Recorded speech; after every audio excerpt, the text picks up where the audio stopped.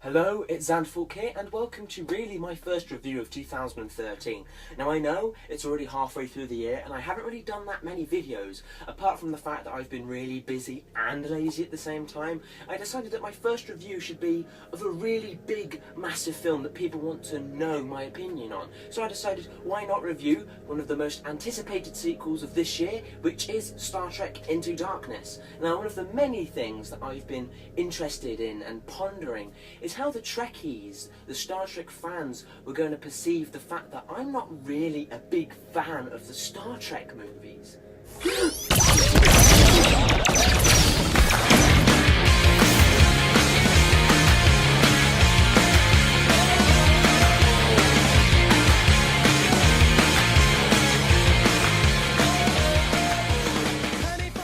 Star Trek Into Darkness is one of the most anticipated sequels of recent years. Now, if anyone isn't aware of what its predecessor was like, the original 2009 Star Trek was a reboot of the original series. Now, Star Trek was created by Gene Roddenberry and is one of the most successful franchises ever. It's got a span of many Star Trek TV series creations, all the way from Next Generation to Deep Space Nine to Enterprise, and yeah, it wasn't really that good.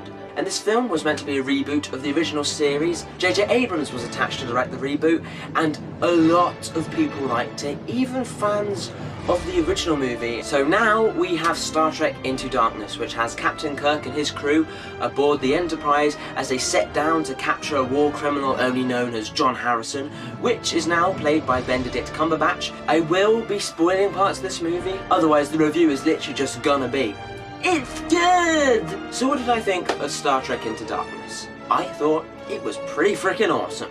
For those who like the 2009 Star Trek movie, you will really enjoy this movie. I can't see anyone who liked the previous one hating this one in particular, because it's exactly what you'd expect from a sequel. It maintains the same style, the same characters, the same look, the CGI is great, there's even more lens flares. So yes, if you don't like lens flares, you're going to want to cry during this movie like an abused grandchild.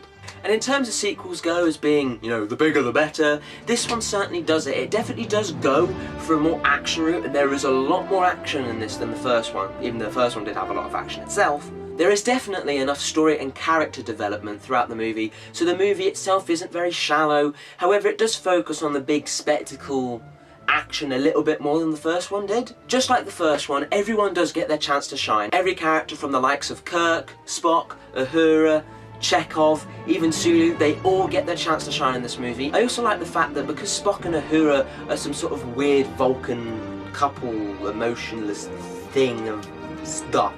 Mechanical stuff! I like the fact that they explored their relationship more, mainly because the idea that Vulcans are more emotionless than Kirsten Stewart. It makes for a really interesting story to see how a human would love a Vulcan who especially just doesn't seem to feel any emotion regarding it, and it was very interesting to see them argue and bicker and sort of get a bit The story as well definitely has the emotional depth that a Star Trek movie usually does. While it doesn't follow the traditional Star Trek idea of having a prime directive or exploring galaxies and protecting the species and bringing balance to all alien life, this movie is more of a personal vendetta against a certain criminal. Most of the movie plays out more like Skyfall and The Dark Knight Rises, where it's a very dark, emotional story that sets itself apart from the traditional story objectives. Alright, I'm going to spoil it right here, right now, so don't blame me when I tell you that the villain is Khan.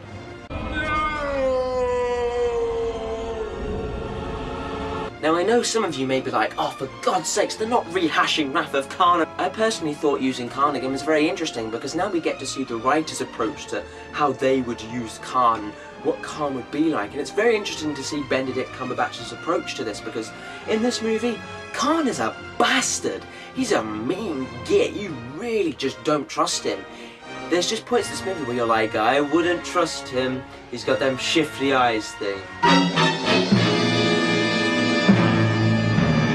Khan's that sort of villain that if you were to turn your back on him for 1 second, he would instantly just start beating you to death with probably a very hefty book on superiority for dummies. He's one of them villains. Benedict Cumberbatch does play him perfectly. He has this very superior, intelligent, a villain who is not only just physically threatening, but is very intelligent, and you just wouldn't want to be in a game of wits with him. As with Star Trek Into Darkness's predecessor, this movie manages to perfectly encapsulate the scale and scope of the Star Trek universe. I mean, the clever blend of CGI and sets, especially the ones where they do the one-shots in the elevator from one set to another, or they pan out from a set into a huge CGI environment that's just perfectly fits amazingly well.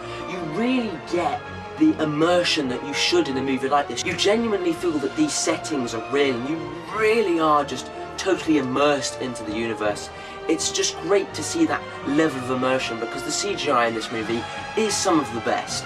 And this comes on to really any complaints that I had. Now, the only real complaint that I personally had, because I thought the movie itself was on par with the original movie. It's exactly what you would expect from a sequel. It delivers what you liked from the first one, but in bigger, better and expanded portions. So any negatives I found about this movie weren't really enough to detract from the movie at all. The only real negative thoughts I had about the movie was that some scenes felt a little bit rushed. It appears that some action scenes or dialogue scenes have been sped up maybe in the editing. I personally feel that if some scenes in this movie were extended by maybe 1 or 2 minutes, would have really helped make this movie feel the right pace I believe it should have been, because some scenes felt rushed and I felt, that scene could have done with being a bit longer.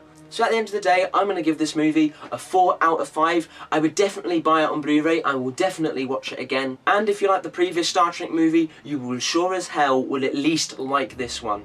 Anyways, this has been my review for Star Trek Into Darkness. I hope you guys liked it. And for now, this is Xanderfall saying... 2 seconds.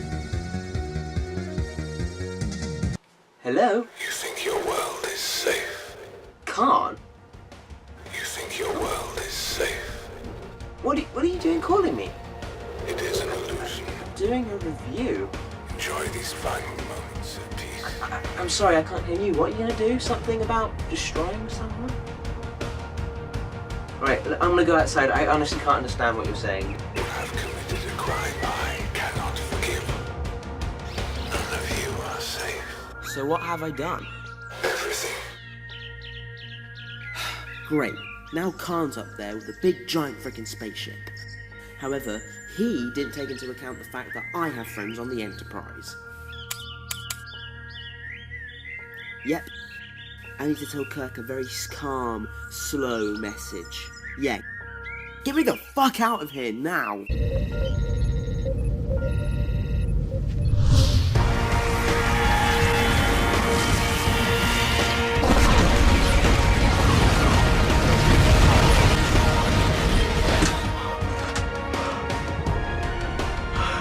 I just got teleported. Well, in all honesty, I've really enjoyed reviewing again. It's great to get back on YouTube and get to be doing more videos again. I hope you liked it. I hope you found it funny and enjoyable. I hope you subscribe, rate and comment. But for real now, this is Xanderfall saying goodbye.